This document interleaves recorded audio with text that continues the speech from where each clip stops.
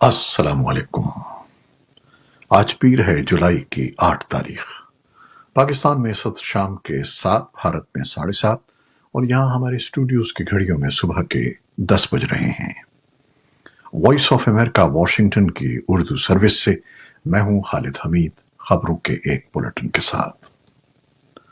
پاکستان، بھارت، افغانستان اور غزہ کی تازہ ترین صورتحال کے ساتھ عالمی خبریں آج کے بلیٹن میں ہیں۔ پاکستانی صحافی ارشد شریف کی پولیس کے ہاتھوں ہلاکت کو غیر قانونی اور غیر آئینی قرار دیتے ہوئے کینیا کے شہر کاجیاڈو کی ہائی کورٹ نے واقعے میں ملوث پولیس اہلکاروں کے خلاف کارروائی کا حکم دیا ہے۔ کینین ہائی کورٹ کی جج جسٹس اسٹیلا موٹوکو نے ارشد شریف کی اہلیہ جویریہ صدیق کی درخواست پر پیر کو فیصلہ سناتے ہوئے کینین پولیس کی فائرنگ کو انسانی حقوق کی خلاف ورزی قرار دیا۔ ارشد شریف کے والدہ اور اہل خانہ نے پاکستانی فوج کے بعض افسران سمیت کچھ اعلیٰ حکام پر اس قتل میں ملوث ہونے کے الزامات عائد کیے تھے، تاہم پاکستان کی فوج نے تمام الزامات کی تردید کی تھی۔ کینین ہائی کورٹ کی جج جسٹس اسٹیلا موٹوکو نے ارشد شریف کے اہل خانہ کو 2 کروڑ 17 لاکھ روپے زر تلافی ادا کرنے کا بھی حکم دیا ہے، تاہم حکومت فیصلے کے خلاف 30 روز کے اندر اپیل بھی دائر کر سکے گی، جس دوران معاوضے کا فیصلہ بھی معطل رہے گا۔ حکومت نے ایک سال میں چوتھی بار بجلی کے نرخوں میں مزید اضافے کا نوٹیفیکیشن جاری کر دیا ہے۔ بجلی کی قیمتوں کا تعین کرنے والے ادارے نیپرا نے مئی کے لیے ایندھن کی کل قیمت 9 روپے فی یونٹ کے قریب مقرر کی ہے، جو کہ پہلے سے طے شدہ ایندھن کی لاگت بڑھنے سے تقریباً 60% زیادہ ہو گئی ہے۔ بجلی کی بڑھتی ہوئی قیمتوں کے نتیجے میں عوام میں بڑے پیمانے پر غصہ پایا جاتا ہے اور کئی مقامات پر احتجاج بھی ہوئے ہیں۔ وفاقی وزیر برائے توانائی اویس لغاری نے کہا ہے کہ حکومت توانائی کے شعبے میں اصلاحات لا کر نقصانات کو کم کرنے کے لیے سنجیدگی سے کام کر رہی ہے۔ بھارت کے وزیر اعظم نریندر مودی اس وقت روس کے 2 روزہ سرکاری دورے پر ہیں۔ وہ روس کے صدر ولادیمیر پوٹن کی دعوت پر بھارت روس سالانہ سربراہی اجلاس میں شرکت کی غرض سے گئے ہوئے ہیں۔ وہ 9 جولائی کو وہاں سے آسٹریا جائیں گے۔ گزشتہ 40 برس میں کسی بھارتی وزیر اعظم کا آسٹریا کا یہ پہلا دورہ ہوگا۔ ان کے دورے کے سلسلے میں روس بھی پرجوش ہے۔ اس نے اس دورے کو انتہائی اہم قرار دیا ہے۔ یوکرین جنگ شروع ہونے کے بعد مودی کا روس کا یہ پہلا دورہ ہے۔ قبل ازیں انہوں نے ستمبر سن 2019 میں روس کا دورہ کیا تھا، جبکہ صدر پوٹن نے دسمبر سن 2021 میں بھارت کا دورہ کیا تھا۔ قابل ذکر بات یہ ہے کہ مودی ایسے وقت میں پوٹن سے ملاقات کر رہے ہیں جب انہی تاریخوں میں 32 ملکوں کے روس مخالف فوجی اتحاد نیٹو کا واشنگٹن میں اجلاس ہو رہا ہے۔ افغانستان میں برسر اقتدار طالبان نے دعویٰ کیا ہے کہ انہوں نے پاکستان کی سرحد کے ساتھ واقع مشرقی صوبے ننگرہار میں کارروائی کے دوران ایک اہم داعش کمانڈر کو ہلاک کر دیا ہے۔ طالبان سے منسلک ذرائع ابلاغ کے ایک ادارے المرصاد کی رپورٹ میں کہا گیا ہے کہ اتوار کو کی گئی کارروائی میں داعش کے کمانڈر ابو شیر کو نشانہ بنایا گیا۔ ابو شیر کا اصل نام ذاکر اللہ تھا۔ ذاکر اللہ خود کو داعش خراسان کا ننگرہار میں ضلع اچین کا کمانڈر قرار دیتا تھا۔ المرصاد میں شائع ہونے والی رپورٹس کی آزاد ذرائع سے تصدیق ممکن نہیں ہے۔ طالبان کی جانب سے بھی کارروائی کے حوالے سے کوئی بیان جاری نہیں کیا گیا۔ اسرائیلی فوج نے پیر کو غزہ کی پٹی میں اور جنوبی لبنان میں حزب اللہ کے عسکریت پسندوں کے خلاف فضائی حملے کیے ہیں۔ رہائشیوں نے غزہ شہر میں اسرائیلی ٹینکوں کی کارروائیوں کی بھی اطلاع دی ہے، جہاں اسرائیلی فوج نے کہا کہ وہ انسداد دہشت گردی کی کارروائیاں کر رہی ہے۔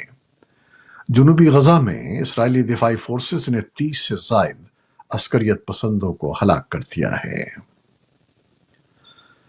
اسرائیل کی حماس کے خلاف غزہ میں جاری جنگ کو 9 ماہ مکمل ہو گئے ہیں۔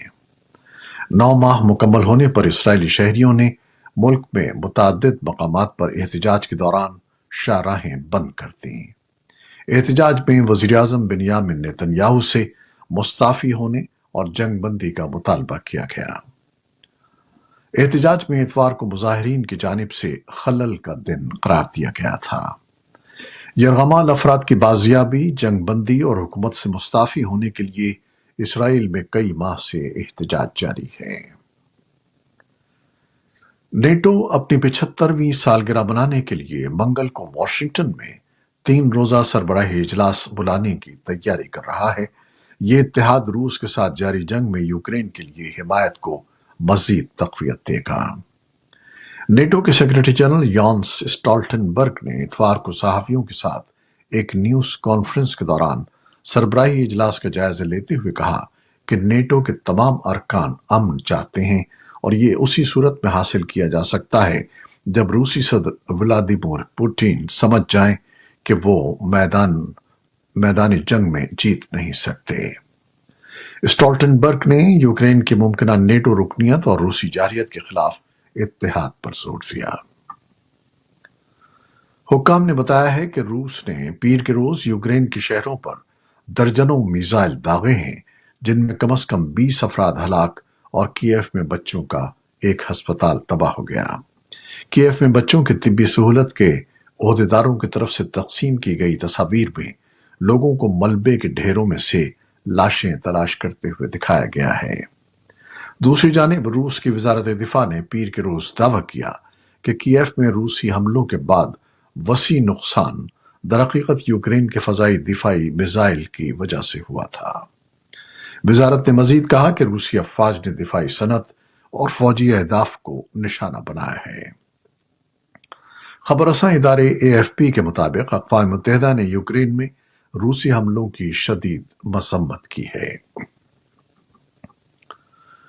فرانس کے بائیں بازو کی پارٹیوں پر مشتمل اتحاد نے قانون ساز اسمبلی کے انتخابات میں سب سے زیادہ 180 نشستیں حاصل کر لی ہیں۔ فرانسیسی صدر ایمانوئل میکروں کی حامی جماعتوں کا اتحاد 160 سے کچھ زیادہ نشستیں حاصل نہیں کر پایا۔ کوئی بھی سیاسی جماعت یا اتحاد 577 ارکان کے ایوان میں 289 کا مطلوبہ اکثریتی ہدف حاصل نہیں کر پائی ہے، جس سے ایک معلق پارلیمان کے وجود میں آنے کا امکان ہے۔ خبر رساں ادارے ایسوسی ایٹڈ پریس کے مطابق یہ سیاسی صورتحال یورپی یونین کی دوسری بڑی اقتصادی طاقت فرانس کی معیشت اور مارکیٹس پر منفی اثرات مرتب کر سکتی ہے۔ فرانس کا سیاسی ابہام کا منظرنامہ یوکرین میں جاری جنگ، عالمی سفارتکاری اور یورپ کے اقتصادی استحکام پر بھی اثرات مرتب کر سکتا ہے۔ انڈونیشیا کے جزیرے سولاویسی میں حکام نے پیر کو بتایا کہ اختتام ہفتہ سونے کی غیر قانونی کان میں شدید بارشوں کے نتیجے میں لینڈ سلائڈنگ کے بعد کم از کم 12 افراد ہلاک اور 18 لاپتہ ہو گئے ہیں۔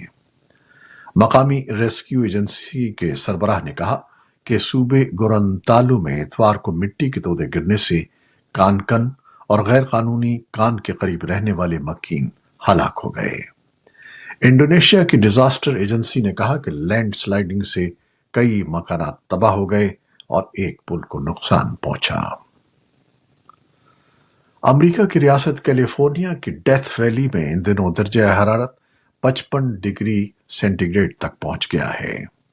ڈیتھ ویلی نیشنل پارک ریاست کیلیفورنیا اور نیواڈا کی سرحد پر واقع ہے، جہاں آنے والے دنوں میں مزید گرمی کی پیشگوئی کی گئی ہے۔ امریکہ کے اس شدید گرم علاقے کو دیکھنے کے لیے سیاحوں کی بڑی تعداد یہاں کا رخ کرتی ہے۔ بعض سیاح گرمی میں پتھروں یا دھاتی برتنوں میں انڈے بھی فرائی کرتے ہیں۔ اور اب ایک اعلان۔ یہ تھی وہ خبریں جو فیس بک لائیو پر ہم نے آپ کے لیے پیش کی۔ ہماری ویب سائٹ، یوٹیوب اور پوڈ کاسٹ پر یہ بلیٹن آپ کے لیے پوسٹ کر دیا جاتا ہے۔ آپ ہمارے بلیٹن کو شیئر کرتے ہیں اور اپنے کمنٹس میں اپنی محبتوں کا اظہار کرتے ہیں، جس کے لیے ہم آپ کے بےحد ممنون ہیں۔ اپنی ان کوششوں کو جاری رکھیے گا۔ نیوز پروڈیوسر عائزہ عرفان اور نیوز ایڈیٹر بہجت جیلانی کے ساتھ خالد حمید کو اب اجازت دیجیے گا۔ اللہ حافظ۔